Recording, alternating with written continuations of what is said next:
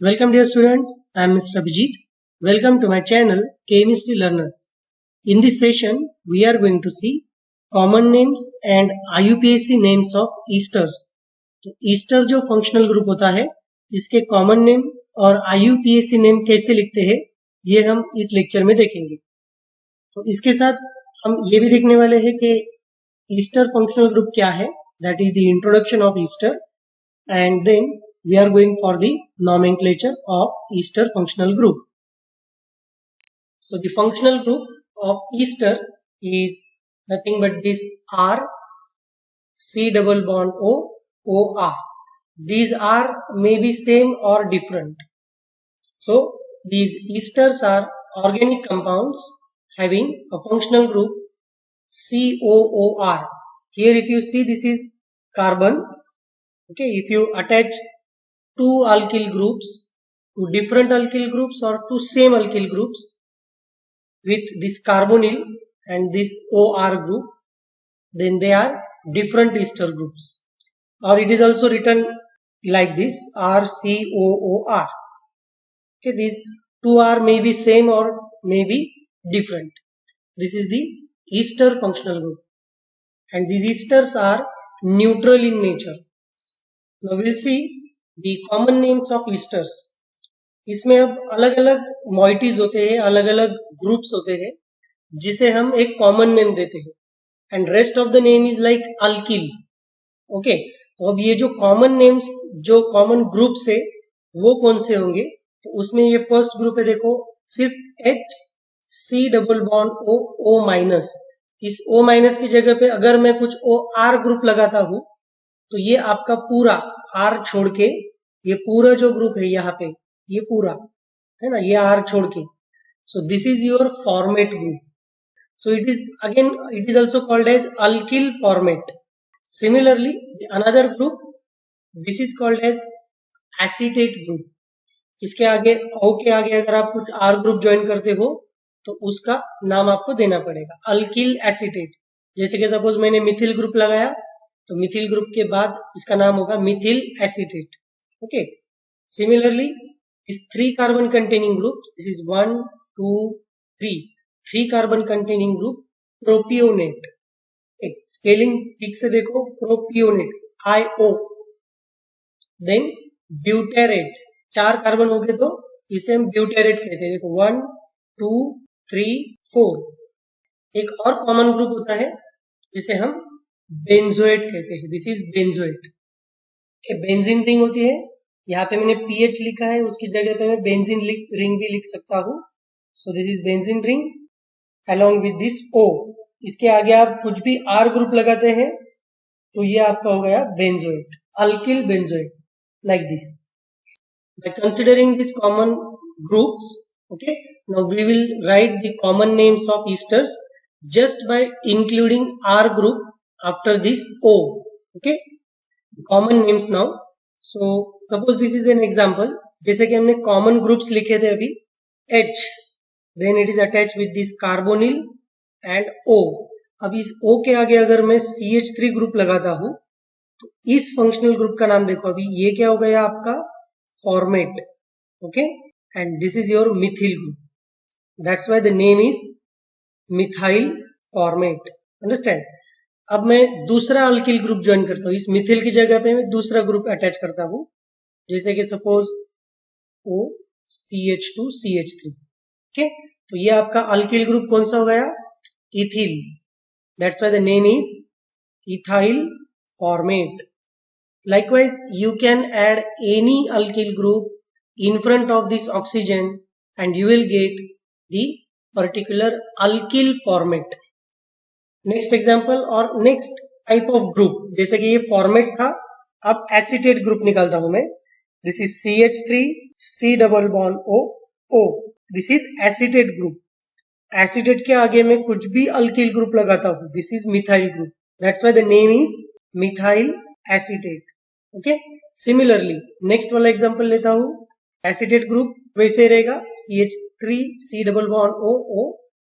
Alkyl group में यहाँ पे इथाइल ज्वाइन करता हूं. ठीक है, तो ये आपका इथाइल हो गया.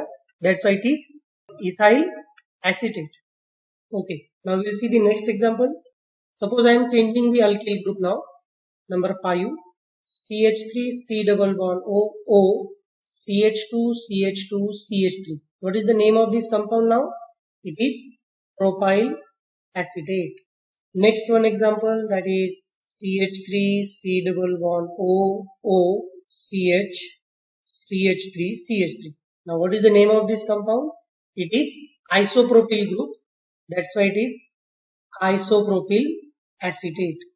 Likewise ये आप N प्रोपिल एसिटेट भी लिख सकते हैं. ओके, सिमिलरली आप ये प्रोपियोनेट ग्रुप, ब्यूटेरेट ग्रुप या फिर बेंजोएट ग्रुप, इनके लिए भी नाम लिख सकते हैं. You can add just R group here and the name is like alkyl propionate. Similarly, this is if you add R group here, any R group, that is alkyl group, then that is alkyl butyrate. Suppose if you add here any R group, it is alkyl benzoate. Understand? Or you may add aryl group. Okay, alkyl format जो है इसके जगह पे आप AR group भी डाल सकते हैं. AR मतलब aryl. Here also same. For all these examples it is applicable. मैं एक एग्जांपल लेता हूँ अरिल ग्रुप से रिलेटेड एसिटेट ग्रुप का. ओके, देखो अभी एसिटेट ग्रुप निकालता हूं मैं, कार्बोनिल O. ओके, इसके बाद ये बेंजीन रिंग आई, मतलब ये एक अरिल ग्रुप आ गया है ना. R ग्रुप की जगह पे मैंने बेंजीन का स्ट्रक्चर निकाला है. सो this is benzene, that's why it is phenyl. What is the name of this compound now? It is phenyl acetate. Now we will see the next type of nomenclature, that is IUPAC nomenclature of esters. So for IUPAC nomenclature you have to identify some groups. जैसे कि अभी हमने Easter functional group देखा है, उसमें दोनों जगह पे R है, तो उससे कंफ्यूज नहीं होना है. Okay, you just have to follow 3 steps. 3 steps आपको फॉलो करने हैं. First you have to identify the compound and the name is given as alkyl alkanoate. देखो अब यहाँ पे हमें नाम देना है alkyl alkanoate. तो अब किसको alkyl कहना है और किसको alkanoate कहना है ये हम देखेंगे. ठीक है. Then the second thing, that is identify carbonyl group. आपको carbonyl group पता है. ओके, carbonyl group के बाद then the number of carbon atoms attached to it, that is your alkanoate group. वो आपका अल्केनोइड ग्रुप हो गया. ये अल्केनोइड का काम हो गया. जो कार्बोनिल के साथ रहेगा, ओके, उसे हम अल्केनोइड कहेंगे, इंक्लूडिंग द कार्बोनिल कार्बन. आपको कार्बोनिल कार्बन को 1 नंबर देना है, उसके बाद जो कुछ कार्बन की चेन रहेगी उसको नंबर देना है. And then third rule, identify the carbon atom attach to oxygen. Ester group में ऑक्सीजन को जो ग्रुप अटैच है, अल्किल ग्रुप, जो कार्बन का ग्रुप अटैच है उसे हम अल्किल कहेंगे. तो ये आपका नाम हो गया अल्किल अल्केनोएट. तो अल्किल ऑक्सीजन को अटैच हुआ, अल्केनोएट कार्बोनिल ग्रुप को अटैच हुआ, इंक्लूडिंग कार्बोनिल. तो इसे हम शॉर्ट में दिखाएंगे अभी कि ये देखो, ये आपका फंक्शनल ग्रुप है, ईस्टर फंक्शनल ग्रुप. तो this, suppose this group which is attach to the carbonyl, है ना, कार्बोनिल ग्रुप है. कार्बोनिल ग्रुप को अटैच है R ग्रुप. तो इस कार्बोनिल को आपको नंबर 1 देना है और इसके बाद में जो कुछ R ग्रुप रहेगा या फिर जो कुछ कार्बन रहेंगे उसको बाद में नंबर देना है. तो ये आपका हो गया alkanoate. Depending on the number of carbon atoms you have to give the name of alkanoate. Okay, then the next part, that is the group which is attached to this oxygen atom. इस oxygen को कौन सा group, alkyl group attach है, ये group attach है. इसका नाम आप अल्किल करके लिखोगे. और जब नॉमेनक्लेचर देते हो तो नॉमेनक्लेचर में पहले प्रेफरेंस इसका आएगा, बाद में अल्केनोएट का नाम आएगा. इसलिए हम नाम देते हैं अल्किल अल्केनोएट. जो अल्किल ग्रुप ऑक्सीजन को अटैच है, that is your alkyl group. इसलिए इसका नाम हो गया alkyl alkanoate. Now will see the examples based on the IUPAC nomenclature of esters. तो फर्स्ट एग्जांपल लेते हैं हम H C double bond O O CH3. देखो अभी रूल क्या बताया था हमने, जो कार्बोनिल को अटैच है इंक्लूडिंग कार्बोनिल आपको नंबर करना है, और जो वो ग्रुप होगा उस ग्रुप का नाम होगा आपका alkanoate. Which is this alkanoate now? This contains only one carbon atom, है ना, तो इसका नाम हो गया आपका methanoate. Now come to this next carbon which is attached to this oxygen atom. Now this carbon is nothing but the one carbon which is called as methyl group, that is alkyl group. That's why the name of this compound is methyl methanoate. Okay, next example देखते हैं। अब मैं alkyl group change करता हूँ। Okay, so this is HC double bond O O CH2 CH3. So what is the name of this compound now? Ethyl methanoate, क्योंकि ये आपका दो कार्बन का अल्किल ग्रुप है, that is ethyl group. Methanoate किसके लिए? इस कार्बन के लिए, कार्बोनिल ग्रुप के लिए। थर्ड एग्जांपल देखते हैं। Suppose this is CH3, because this carbon, see here, this is carbon number 1, this is carbon number 2। दो कार्बन का अल्केनोएट है, दो कार्बन का अल्केनोएट हो गया आपका इथेनोएट। ओके, और अल्किल ग्रुप एक कार्बन का है, that's why this is methyl group, methyl ethanoate. Okay, now next example देखते हैं। CH3 ethyl ethanoate, why? Because this is one number carbon, two number carbon, including carbonyl group. Alkanoate दो carbon का हो गया और alkyl भी दो carbon का हो गया, है ना। This is again 1 and 2, that's why alkyl group का पहले लिखना है, दो कार्बन है इसलिए इथाइल, और अल्केनोएट लाइक इथेनोएट। नेक्स्ट एग्जांपल देखते हैं। See here, now this example, don't confuse, carbonyl को जो कार्बन है उससे डायरेक्टली नंबर देना है, वो आपका अल्केनोएट हो जाएगा। ऑक्सीजन को जो अटैच है वो आपका अल्किल ग्रुप हो जाएगा। That's why this is 3 number carbons, 1 2 3, and this is one carbon only, that's why it is methyl. 3 carbon का आपका ये प्रोपेनोएट हो गया, प्रोपेनोएट। प्रोपियोनेट नहीं लिखना है, प्रोपियोनेट हो गया तो वो आपका कॉमन नेम हो जाएगा, ठीक है, propanoate. See the next example. Bond line structure निकालता हूं अभी। देखो यहाँ पे ये this is C double bond O O, फिर से दो कार्बन का alkyl group. Now see this is 1 2 3 carbon, ये अल्केनोएट का हो गया। और यहाँ पे 1 2 ये अल्किल का हो गया, दो कार्बन है मतलब ये इथाइल, और अल्केनोएट में 3 कार्बन है इसलिए ये हो गया propanoate. Now suppose if we attach substituent, okay, अब देखो ये सब्स्टिट्यूएंट अटैच करता हूं मैं। सिंपल ये ग्रुप लिखता हूं, CH3 C double bond O O CH2 CH, suppose here CH3 CH3। Now first alkyl group, है ना, अल्किल अल्केनोएट हम ये नाम देते हैं, इसलिए अल्किल ग्रुप क्या है ये पहले आइडेंटिफाई करो। नंबर कहां से देना है आपको? ऑक्सीजन के बाद यहाँ पे ये 1 नंबर 2 3, 2 नंबर के कार्बन को मिथाइल ग्रुप है इसलिए ये आ गया आपका 2 मिथाइल। ओके, देन ये कौन सा आ गया? प्रोपिल, 2 मिथाइल प्रोपाइल, ये आपका सब्स्टिट्यूएंट आ गया ऑक्सीजन का। और उसके बाद देखो यहाँ पे कितने कार्बन है? 1 और 2, इसका नाम आ गया ethanoate.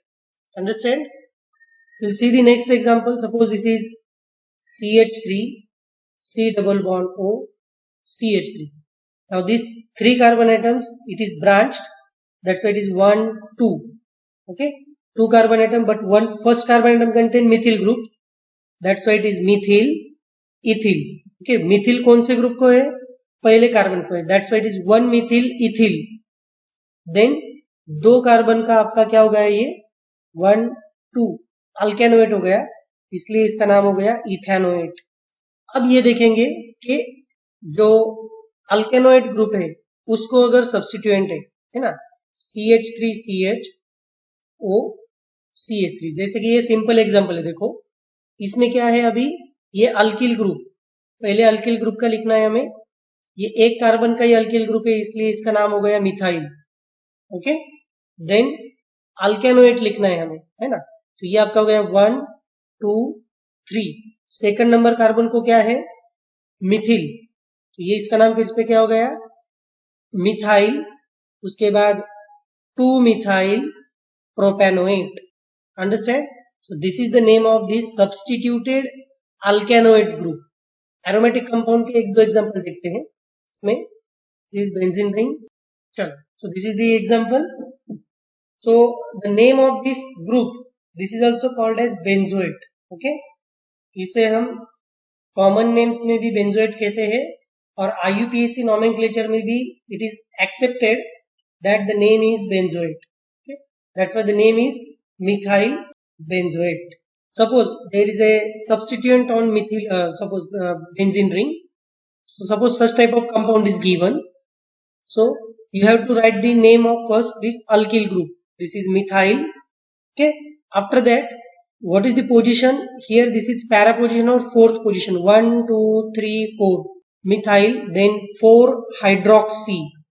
Hydroxy. This is benzoate. ये ग्रुप्स अगर मैं सिंपल भी लिखता हूँ तो उसको कंफ्यूजन नहीं करना है आपको. CH3COOCH3 या फिर HCOOCH3. Likewise this is CH3CH2COOCH3 और दिस इज, इसको कंफ्यूज नहीं करना है. ऐसे भी अगर एग्जांपल दिए हैं तो आप क्या कर सकते हो, इसमें आइडेंटिफाई करो अल्किल ग्रुप कौन सा है. COO 2 ऑक्सीजन के बाद जो अल्किल ग्रुप होगा वो आपका अल्किल है ना, जितने कार्बन होंगे वो आपका alkyl group. Likewise here it is methyl, here also Mithil, okay, here also methyl group, here also ethyl group. Okay, it is ethyl group. उसके बाद ये बाकी ये अल्केनोइड ग्रुप. अल्केनोइड ग्रुप में कार्बन देखो कितने, 1 2, दैट्स व्हाई इट इज इथेनोइड है ना. ये से सिंपल भी एग्जांपल दिए तो कंफ्यूज नहीं होना है. थोड़ा सा इसमें काउंट करो, कार्बन काउंट करो और ऑक्सीजन की पोजीशन देखो. ऑक्सीजन के बाद जो CH3 ग्रुप है वो आपका मिथाइल हो गया और इसके पहले जो है कार्बन है ना, जितने कार्बन है वो एक कार्बन है इसलिए ये हो गया आपका मिथेनोएट. इसमें कितने हैं देखो, 1 2 3 carbon, that is propanoate. This one that is 2 carbon atoms. Okay, that's why it is ethanoate. Likewise, you can give the names of these esters by common name system and by IUPAC name system. So in this way we stop here. So with this we stop here. For such important and informative videos, please subscribe to my channel Chemistry Learners and don't forget to press bell icon button. Thank you.